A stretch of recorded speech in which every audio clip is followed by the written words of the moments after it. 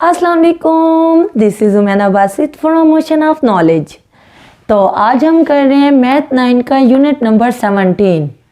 ये जो चैप्टर है इसका नाम है प्रैक्टिकल ज्योमेट्री ट्रायंगल्स, क्योंकि इसमें हमने प्रैक्टिकल करना होता है, खुद से डायग्राम बनानी होती है, इसलिए इस चैप्टर का नाम प्रैक्टिकल ज्योमेट्री ट्रायंगल्स है। इसकी जो एक्सरसाइज 17.5 है, इसका हम लास्ट क्वेश्चन कर रहे हैं, क्वेश्चन नंबर 6। क्वेश्चन नंबर 6 आपके स्मार्ट सिलेबस में शामिल है। तो क्वेश्चन नंबर 6 हम पढ़ते हैं। कंस्ट्रक्ट अ ट्रायंगल, हमने एक ट्रायंगल को कंस्ट्रक्ट करना है हैविंग बेस 5 सेंटीमीटर, जिसकी बेस जो है नीचे वाली जो लाइन है वो 5 सेंटीमीटर है, and other sides equal to 5 centimetre and 6 centimetre. एक ट्रायंगल है जो हमने कंस्ट्रक्ट करनी है, उसकी 3 साइड्स उसने दे दी हैं।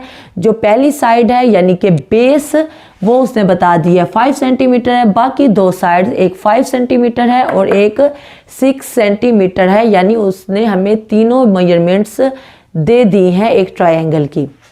फिर आगे वो कह रहा है कंस्ट्रक्ट अ स्क्वायर, हमने एक स्क्वायर को कंस्ट्रक्ट करना होता है, स्क्वायर जिसकी चारों साइड्स बराबर हों, equal in area to given triangle, यानी जो हमारे पास ट्रायंगल है जिसकी मेजरमेंट्स हमें गिवन है, 3 है, 2 5 सेंटीमीटर हैं और एक 6 सेंटीमीटर है, 3 मेजरमेंट्स गिवन है। 2 लेंथ जो है वो 5 सेंटीमीटर है, एक 6 सेंटीमीटर है। वो जो गिवन ट्रायंगल है जिसको हम कंस्ट्रक्ट करेंगे, उसको कंस्ट्रक्ट करने के बाद हमें एक स्क्वायर को कंस्ट्रक्ट करना होगा जिसका एरिया जो है वो ट्रायंगल के बराबर हो।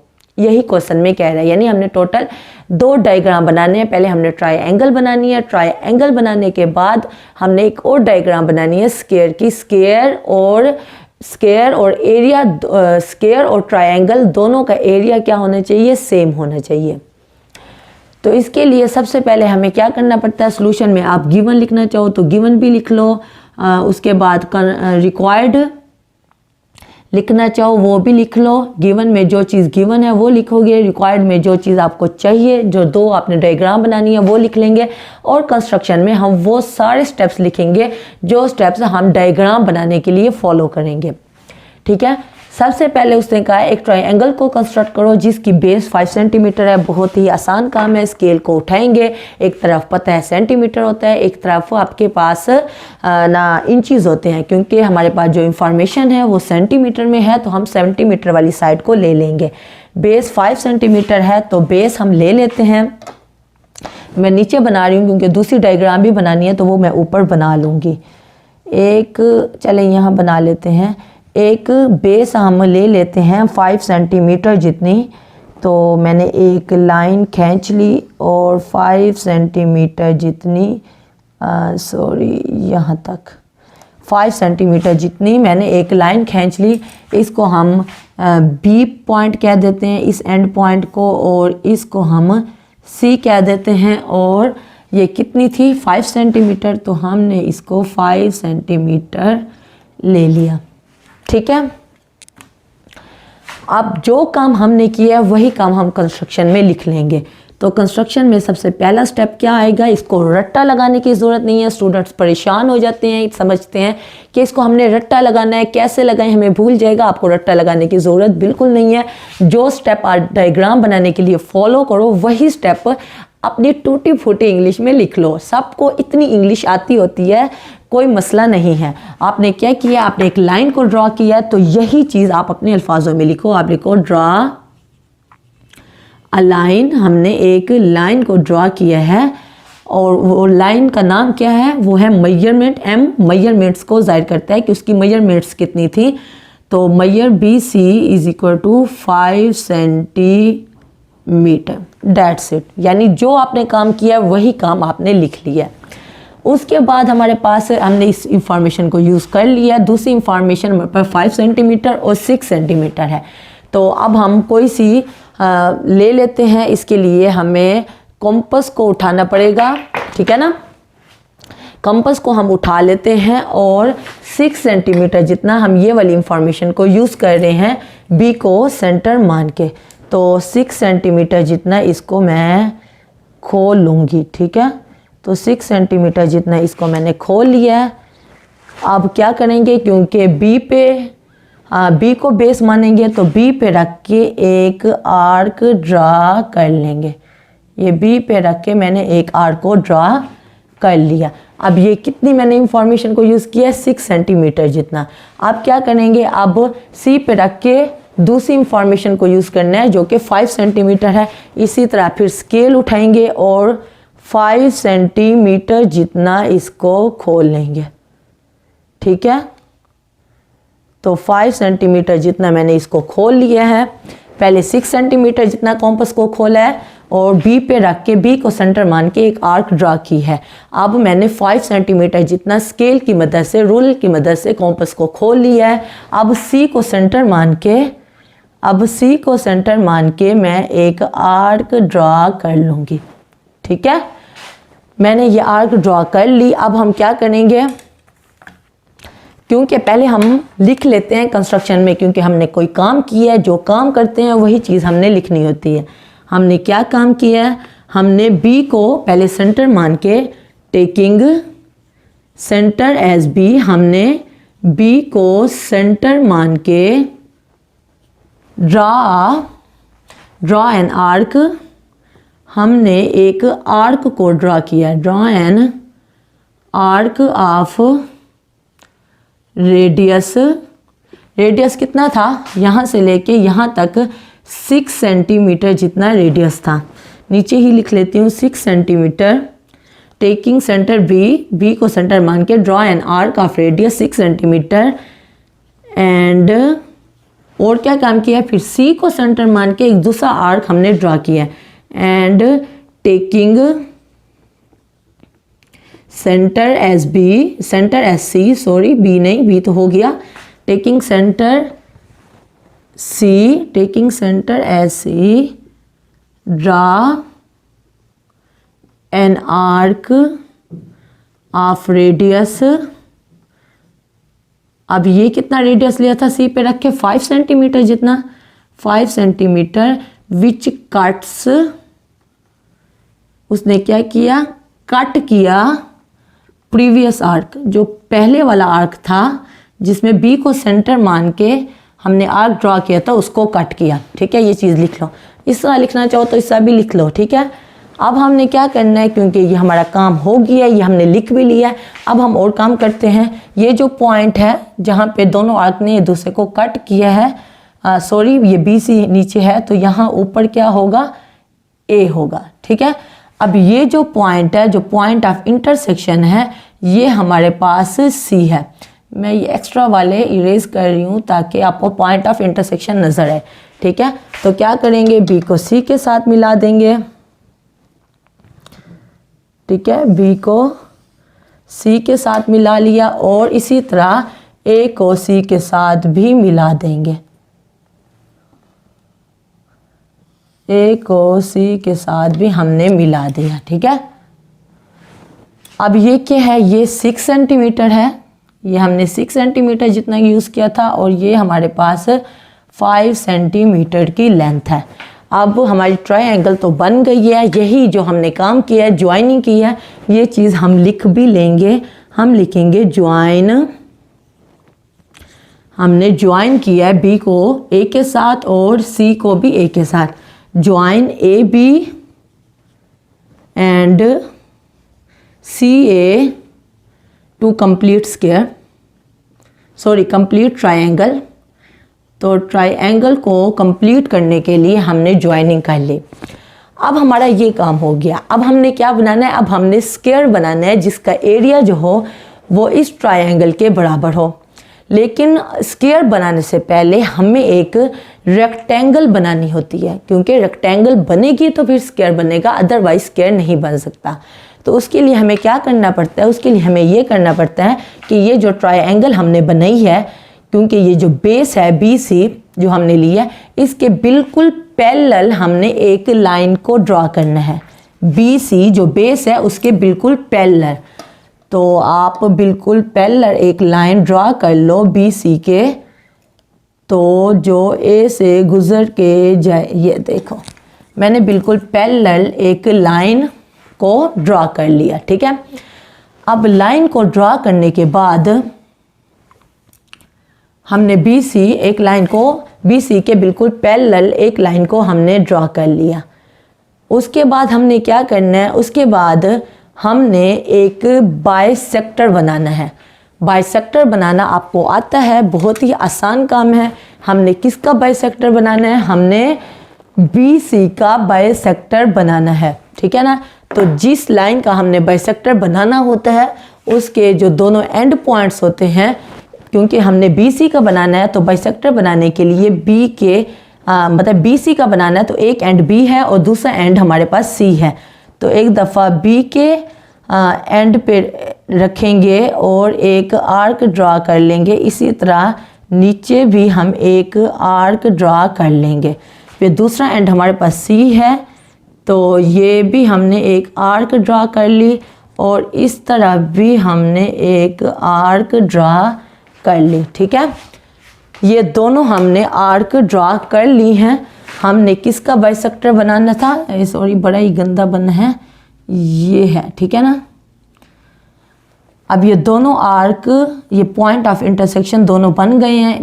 B पे रख के हमने ऊपर आर्क लगाई है, B पे ही रख के हमने एक नीचे आर्क लगा लिया। फिर C दूसरे एंड पे रखा है और ऊपर आर्क लगाई है और नीचे आर्क लगा लिया। अब ये हमारे पास पॉइंट ऑफ इंटरसेक्शन ऊपर भी बन गया, नीचे भी बन गया। अब ये हम एक लाइन को ड्रॉ कर लेंगे जो यहाँ से गुजर के जाए, तो ये हमारा बाइसेक्टर होगा, ठीक है। ये देखिए, ये हमने एक लाइन ड्रॉ कर ली, ये देखें, ठीक है। अब यहाँ से लेके यहाँ तक हमारा क्या है, ये बाइसेक्टर है। हमने बाइसेक्टर बना लिया है क्योंकि अब हमने काम किया वही चीज़ हम लिख लेंगे। सबसे पहले हमने पैरेलल लाइन बनाई है तो पहले हम वो चीज़ लिख लेते हैं। फोर्थ स्टेप में हमने क्या किया है, हमने ड्रॉ की है, ड्रॉ अ पैरेलल लाइन। किसके पैरेलल लाइन ड्रॉ की है, BC के पैरेलल लाइन टू BC के हमने एक पैरेलल लाइन को ड्रॉ किया है, ठीक है। उसके बाद हमने क्या किया, हमने एक बाइसेक्टर बनाया है, परपेंडिकुलर बाइसेक्टर। तो ये चीज़ भी हम लिख लेंगे, ड्रॉ अ परपेंडिकुलर बाइसेक्टर। किसका परपेंडिकुलर बाइसेक्टर बनाया है, BC का, ऑफ BC विच कट, जिसने BC को कहाँ पे कट किया है, which cuts BC at D। तो इस पॉइंट को हम क्या कह देते हैं, हम D कह देते हैं, जहाँ पे बाइसेक्टर ने कट किया है। और इसको भी हमने इसको भी एक नाम दे देते हैं। ये जो हमने पैरेलल लाइन ड्रॉ की है तो इसको हम PA कह देते हैं, ठीक है ना। तो ड्रॉ अ पैरेलल लाइन, यहाँ आप कह दो PA। हमने एक, क्योंकि PA एक लाइन ड्रॉ की है जो कि पैरेलल है BC के। उसके बाद हमने परपेंडिकुलर बाइसेक्टर ड्रॉ कर लिया। अब हमने आखिरी काम करना है रेक्टेंगल बनाने के लिए। तो क्या करेंगे, C पे हमने एक लाइन खींचनी है पैरेलल लाइन के ऊपर। तो हम क्या करेंगे, ये देखें, C पे रख के एक एंड पे रख के हमने एक बिल्कुल सीधी, क्योंकि आपने परपेंडिकुलर बनाना है तो यहाँ पे आप वो भी कर सकते हो, सेमी सर्कल ड्रॉ करके 90 का एंगल बना सकते हो। जैसे हमने प्रीवियस लेक्चर्स में आपको बनाना सिखाया है कि 90 का एंगल कैसे बनाते हैं, सेमी सर्कल बनाते हैं और फिर हमारे पास 60 और 120 का एंगल बन जाता है। उसके दरमियान में हमें 90 का एंगल निकालना होता है। 90 का एंगल निकालना चाहो तो या 90 का एंगल निकाल लो, फिर 90 के एंगल में बिल्कुल सीधा आप एक परपेंडिकुलर लाइन ड्रॉ कर लो ताकि बिल्कुल ठीक बने। ये देखें, और इसको आप Q नाम दे दो। तो ये आपको पता हो कि ये C पे क्या है, ये परपेंडिकुलर है। तो परपेंडिकुलर लाइन, यहाँ भी सेमी सर्कल ड्रॉ करके आप 90 का एंगल बना के बिल्कुल सीधी लाइन खींच सकते हो, ठीक है ना। तो अब हमने क्या किया, अब हमने सी और क्यू को आपस में मिला दिया, तो यही चीज़ हम लिखेंगे। 6 स्टेप में हम लिख लेंगे ड्रॉ, हमने क्या किया, ड्रॉ अ लाइन, हमने एक लाइन को ड्रॉ किया है सी क्यू जो कि परपेंडिकुलर है। देखें सी क्यू परपेंडिकुलर है किस पे, पी ए क्यू पे, या आप पी क्यू कह लो। ड्रॉ लाइन सी क्यू हमने एक लाइन ड्रा की है जो कि परपेंडिकुलर है पी क्यू पे, जाहिर बात है। अब ये काम हमारा बन गया। अब ये देखें, ये जो हमारे पास डी सी पी क्यू, ये पी है, पी क्यू, ये हमारा एक रेक्टेंगल बन गई है डी सी क्यू पी, ये हमारी रिक्वायर्ड रेक्टेंगल है। जब रिक्वायर्ड रेक्टेंगल बन जाती है उसके बाद हमें स्क्वायर बनाना बहुत ही आसान होता है। ये काम अब हमारा हो गया है। अब हमने क्या करना है, अब हमने एक स्क्वायर को ड्रॉ करना है। अक्सर स्टूडेंट पूछते हैं कि ये अब एक जब ट्रायंगल हमारी बन गई थी तो रेक्टेंगल बनाने की ज़रूरत क्यों थी। रेक्टेंगल बनाने की ज़रूरत इसलिए थी कि रेक्टेंगल से हमें मेजरमेंट्स चाहिए थे, मेजरमेंट निकलते तो हम स्क्वायर बना सकते थे, अदरवाइज स्क्वायर ना बनती, तो इसलिए रेक्टेंगल को बनाना ज़रूरी था। ठीक है ना। अब हमने क्या करना है, अब हमने एक और डायग्राम बनानी है जहाँ पे हमने स्क्वायर बनाना है जिसका एरिया इस ट्रायंगल के बराबर हो। देखिए आपको ये नज़र आ रही है ना, हमने पहले ट्रायंगल बनाई है, उसके बाद ये रेक्टेंगल बनाई है जिसका नाम है डी सी क्यू पी, या ये वाली रेक्टेंगल हमने बना लिया। रेक्टेंगल में दो साइड्स इक्वल होती हैं, तो देखें ये साइड और ये साइड इक्वल है और ये साइड और ये साइड इक्वल है। अब हमने क्या करना है, अब हमने एक लाइन को ड्रॉ करना है खुद से, एक ऐसे ही लाइन को ड्रॉ करना है स्क्वायर को बनाने के लिए। तो मैंने एक लाइन को ड्रॉ कर लिया, हमने एक लाइन को ड्रॉ किया और अब हमें मेजरमेंट चाहिए। अब हम देखेंगे ये जो रेक्टेंगल बनाई है इसका फ़ायदा क्या था। देखें हमें मेजरमेंट कितनी चाहिए, ये डी से लेके पी तक, एक एंड डी पे रखो, दूसरा एंड पी पे रखो, ठीक है ना। ये एक एंड हमने डी पे रखा, एक पिन या कॉम्पस की एक पिन डी पे रखी और एक पी पे रखी, हमारे पास मेजरमेंट्स आ गई। अब मेजरमेंट्स आ गई तो अब हम क्या करेंगे, ये जो हमने खुद से एक लाइन ड्रॉ की है, खुद से उसके एक एंड पे रख के हमने एक आर्क ड्रॉ कर ली, ठीक है ना। डी पी को यूज़ करके हमने एक लाइन जो ड्रॉ की थी खुद से, उस पे हमने क्या किया, एक आर्क को ड्रॉ किया। मुझे लगता है थोड़ी सी लंबी लाइन खींचनी होगी क्योंकि आगे भी काम है, ठीक है ना। तो ये हमने, अब हमें दूसरी मेजरमेंट क्या चाहिए, पहले हमने डी पी को यूज़ किया है, अब हम डी सी को यूज़ कर रहे हैं, डी सी की मेजरमेंट्स को यूज़ कर रहे हैं, ठीक है। तो एक पिन डी पे रखी, दूसरी पिन सी पे रख दी और इसी तरह यहाँ पे रख के हमने एक और आर्क ड्रॉ कर लिया। बात समझ आई। ये हमने खुद से एक लाइन ड्रॉ की थी जिसकी कोई लेंथ नहीं थी, हमने ऐसे ही लाइन ड्रॉ कर ली थी। जब ऐसे ही लाइन ड्रॉ कर लिया, ये हम काम क्यों कर रहे हैं, ये हम स्क्वायर बनाने के लिए कर रहे हैं ताकि वो स्क्वायर बना सकें जिसका एरिया इस ट्रायंगल के बराबर हो, ठीक है ना। अब जब हमने एक लाइन खुद से ड्रॉ कर ली, हमें मेजरमेंट चाहिए थी, तो मेजरमेंट्स हमने कौन सी यूज़ की, एक इस जो ट्रायंगल में ये रेक्टेंगल बनाई थी इसकी एक लेंथ को यूज़ किया है और एक विड्थ को यूज़ किया है। तो रेक्टेंगल बनाने का मकसद ही यही था, वरना रेक्टेंगल क्यों बनाते, उसने तो क्वेश्चन में नहीं कहा, उसने तो हमें क्वेश्चन में नहीं कहा कि रेक्टेंगल बनो, उसने तो कहा एक ट्रायंगल बनो और एक स्क्वायर बनो, ऐसे ही है ना। तो हमने रेक्टेंगल इसलिए बनाई है क्योंकि हमारी स्क्वायर तब कंप्लीट बन सकती है जब तक हमारे पास रेक्टेंगल हो। अगर हमारे पास रेक्टेंगल होगी तो हमारी स्क्वायर कंप्लीट होगी, बन सकेगी, ठीक है ना। तो हमने रेक्टेंगल की एक लेंथ को यूज़ किया है डी पी को और एक आर्क ड्रॉ की है, फिर हमने इसकी विड्थ को यूज़ किया है डी सी को और एक दूसरी आर्क ड्रॉ कर ली। क्योंकि हमने एक काम किया तो ये चीज़ हम कंस्ट्रक्शन में लिख लेंगे, हम कंस्ट्रक्शन में लिखेंगे। अब इसको कोई नाम भी दे देते हैं, यकीनी बात है। तो यहाँ हम ई नाम दे देते हैं, ये जो एक एंड है उसको ई नाम दे देते हैं, दूसरे एंड को एफ नाम दे देते हैं और इसको जी नाम दे देते हैं, तो हमने जो नाम दिए हैं अब यही चीज़ हम लिख लेते हैं। हम क्या लिखेंगे, हम लिखेंगे draw a line, draw a line. हमने एक लाइन खुद से ड्रॉ की है EFG, इसको नाम दे देते हैं EFG। और हमने क्या किया है, EF जो है वो बराबर किसके है, EF जो है ये जो मेजरमेंट है E से लेके F तक वो रेक्टेंगल की लेंथ के बराबर है DP के, बराबर है DP के। एंड और दूसरा हमारे पास जो FG है वो बराबर है DC के। FG की जो मेजरमेंट है, जो फासला है वो DC के बराबर है, इसी को हमने यूज़ किए हैं।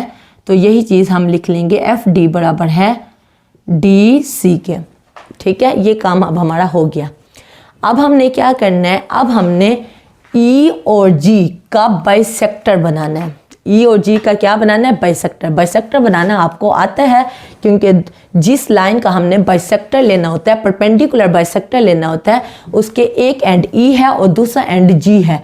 तो क्या करेंगे, एक E पे रखेंगे।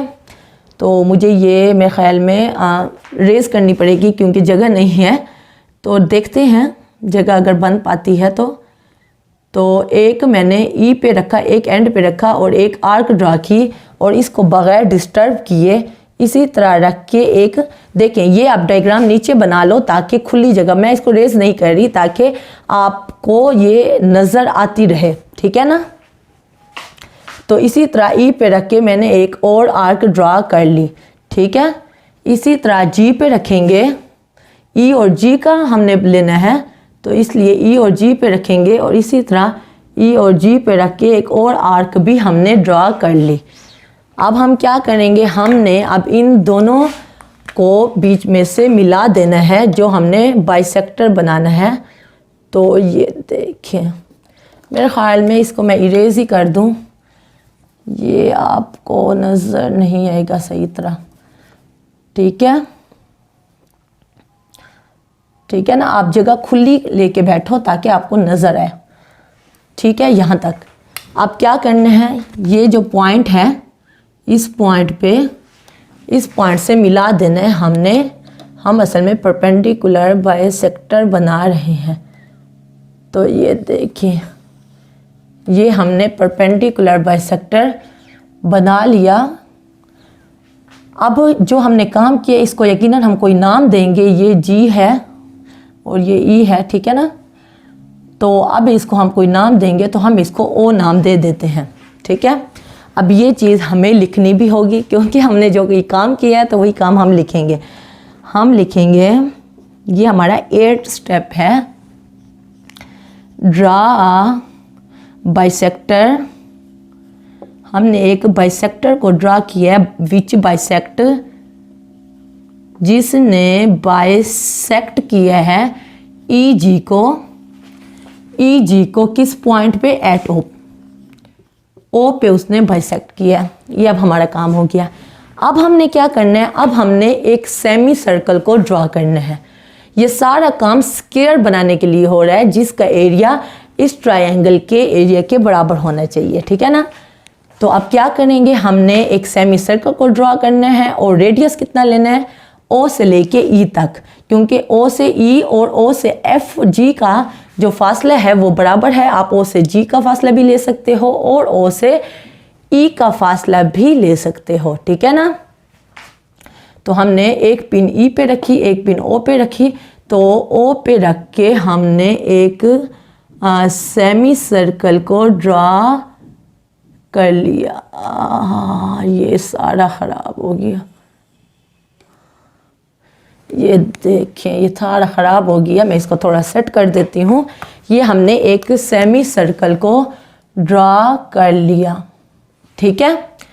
अब ये हमने सेमी सर्कल को ड्रा कर लिया। अब हमने क्या करना है, क्योंकि हमारा सेमी सर्कल ड्रा हो गया है तो ये चीज़ हम लिखेंगे भी यकीनन, क्योंकि जो काम हम करते हैं वही काम हम लिखते हैं। अब आपको अच्छे तरीके से समझ आ गई होगी। ड्रा अ सेमी सर्कल, हमने ड्रा अ सेमी सर्कल, हमने एक सेमी सर्कल को ड्रा किया है टेकिंग रेडियस। हमने रेडियस कितना लिया है, टेकिंग रेडियस OE। हमने OE का रेडियस लेके ओ से लेके ई तक रेडियस लेके हमने एक सेमी सर्कल को ड्रा किया है।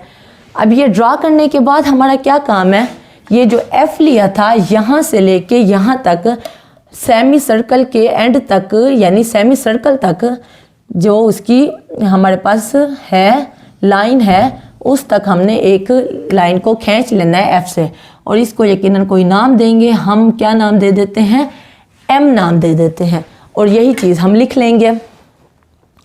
10th में हम क्या लिखेंगे, ड्रॉ अ लाइन। तो ये मैंने लिख लिया है, draw a line F M. हमने एक एफ एम, सॉरी यहाँ एम इरेज हो गया है, draw a line F M जो कि परपेंडिकुलर है ओ जी पे, ठीक है, ओ जी पे। आगे क्या लिखा हुआ है, टेकिंग रेडियस, अच्छा बस यही चीज़ लिखी हुई है। हमने एक लाइन को ड्रॉ किया है एफ एम जो कि ओ जी पे क्या है, परपेंडिकुलर है। देखिए यहाँ 90 का एंगल बन रहा है। अब देखिए आखिरी लाइन में मैंने लिख लिया है, मैं पहले आपको बता देती हूँ। स्क्वायर की एक लेंथ आ गई है, मुबारक हो। जब स्क्वायर की एक लेंथ आ जाए तो बाकी 3 लेंथ निकालना बहुत ही आसान होता है। आप उसी की मेजरमेंट को लेके तीनों साइड्स बना सकते हो, क्योंकि स्क्वायर की चारों साइड्स इक्वल होती हैं, ठीक है ना। तो क्या करते हैं, पहले बना लेते हैं। क्या करेंगे, इसको ओ एफ एम जितना, क्योंकि एफ एम एक लेंथ है ये स्क्वायर की, तो इसको इतना खोल लिया। इसी तरह एफ पे रख के आपने एक आर्क ड्रॉ करनी है, फिर इसी पे एक एंड पे रख के एक दूसरी आर्क ड्रॉ करनी है, फिर यहाँ पे रख के हमने एक और आर्क ड्रॉ कर लेनी है, क्योंकि जब स्क्वायर की एक साइड आ जाए तो बाकी तीनों साइड निकालना बहुत ही आसान होता है। मैं रूलर नहीं उठा रही, बस आपकी बन गई है। तो आप इसको एक एंड से मिला लो, फिर इस एंड से मिला लो, ठीक है ना। तो ये आपकी स्क्वायर कंप्लीट हो गई है। इसको आप कोई नाम देना चाहो तो आप नाम भी दे सकते हो, एफ जे और एच, हम ये नाम दे देते हैं। और ये चीज़ मैंने लिख ली है। Thus taking a side F M side लेके, क्योंकि हमारी एक साइड आ गई है स्क्वायर की, तो taking side F M complete अ